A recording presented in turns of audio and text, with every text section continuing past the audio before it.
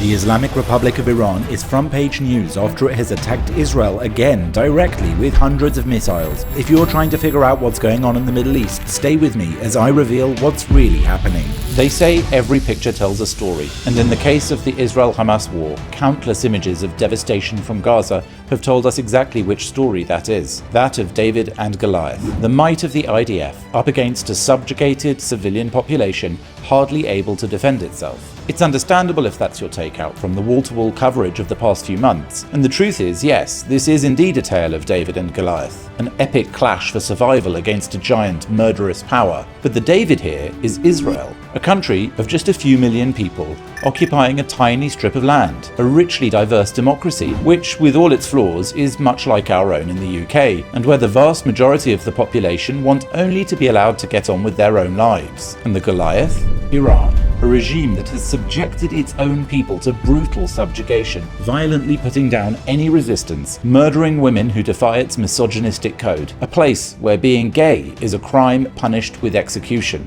And the regime in Iran is massively unpopular with Iranians. The majority don't support it and are desperate to overthrow their leaders and be free again. Yet the designs of Iran's rulers go far beyond its borders. The regime regards the UK and America as Satan and is doing all in its power to build an atomic bomb. It wants nothing more than to wipe out our closest ally in the region, Israel. And it is Iran that is controlling terrorist armies all around Israel's borders, giving them arms and funding with the aim of murdering civilians and ultimately wiping out a democratic state.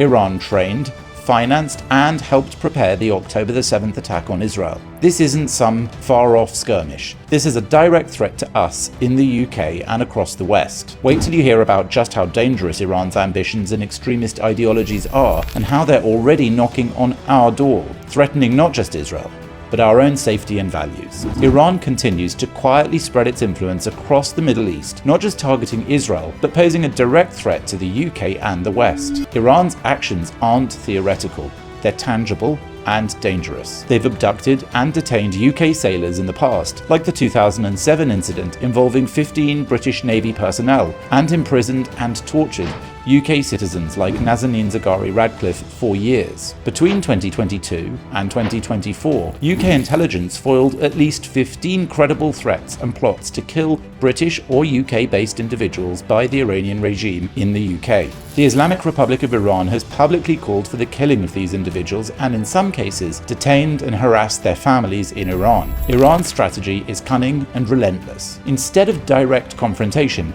they use proxy groups and Shia militias like Hezbollah in Lebanon and the Houthis in Yemen to create chaos and control. Their ambitions are clear: destabilize the region and stretch their influence up to Israel's borders and beyond, all without incurring any consequences on Iranian soil. But it doesn't stop there. Iran's apocalyptic beliefs, centered around a belief in the Mahdi, a messianic figure they believe will return only amidst global chaos, drive their actions. This isn't just politics, it's a dangerous game of power and ideology by an unhinged, religiously driven aggressor state. Iran is also developing nuclear capabilities, which could give them impunity to carry out aggressive actions unchecked. With nuclear weapons, Iran's reach could extend far beyond the Middle East, threatening Europe and even the UK with missiles. This isn't a distant possibility.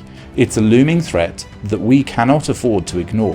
The head of the UN watchdog, the International Atomic Energy Agency, has warned that Tehran has enough enriched uranium at near weapons grade levels to make several nuclear bombs if it chooses to do so. Iran has disrupted the surveillance cameras installed by the IAEA to monitor its nuclear activities and barred some of the agency's most experienced inspectors. Thankfully, Israel isn't alone in this battle. It's part of an alliance with more moderate Arab states like Saudi Arabia, Egypt, Jordan, Bahrain, and the UAE, all of whom are working towards a stable, peaceful Middle East. This coalition, bolstered by the Abraham Accords, represents a group seeking peace in the face of Iran's aggression. There are, in fact, many in the region who wish to accept a Middle East with Jews in it, and who recognize the importance of Israel's position in a pro-Western alliance to fight the barbarism and chaos which threatens us right here. This isn't just about Israel and its neighbours. Iran's actions could disrupt vital global trade routes like those through the Red Sea, leading to economic instability worldwide.